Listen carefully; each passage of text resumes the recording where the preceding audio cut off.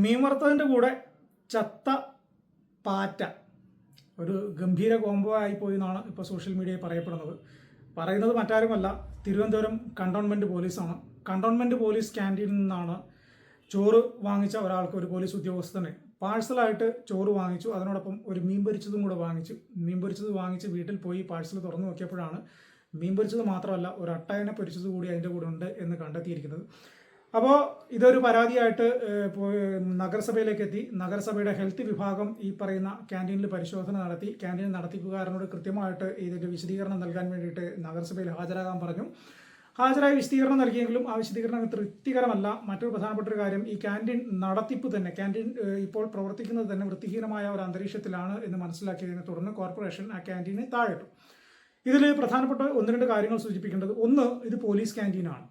ഒരു police canteen പോലും വൃത്തിഹീനമായ അന്തരീക്ഷത്തിൽ പ്രവർത്തിക്കുന്നു എന്ന് പറഞ്ഞു കഴിഞ്ഞാൽ നിരന്തരം ആളുകൾ വന്നു പോകുന്ന, സാധാരണക്കാരായ ആളുകൾ വന്ന് ഭക്ഷണം കഴിച്ചു പോകുന്ന പല ക്യാൻറ്റീനുകൾ, പല ഹോട്ടലുകൾ ഏത് രീതിയിൽ പ്രവർത്തിക്കുന്നുണ്ടാവും എന്നതിനെക്കുറിച്ച് നമ്മളൊന്ന് ചെറുതായിട്ടൊന്ന് ചിന്തിച്ചാൽ മാത്രം മതി എന്നാണ് എനിക്കിപ്പോൾ പറയാനുള്ളത്.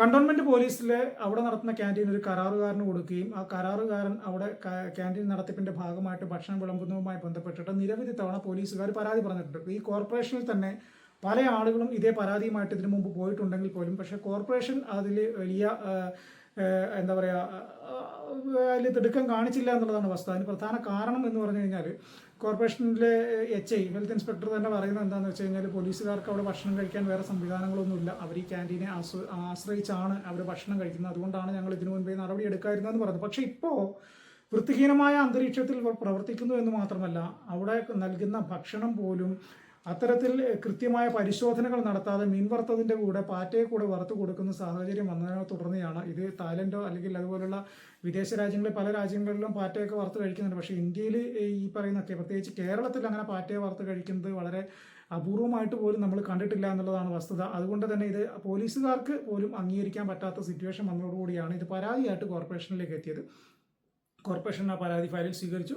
കോർപ്പറേഷൻ അന്വേഷണത്തിന് ആളെ വിട്ട സമയത്താണ് മനസ്സിലായത് ഇത് വൃത്തിഹീനമായ അന്തരീക്ഷത്തിലാണ് ഇത് പ്രവർത്തിക്കുന്നത്.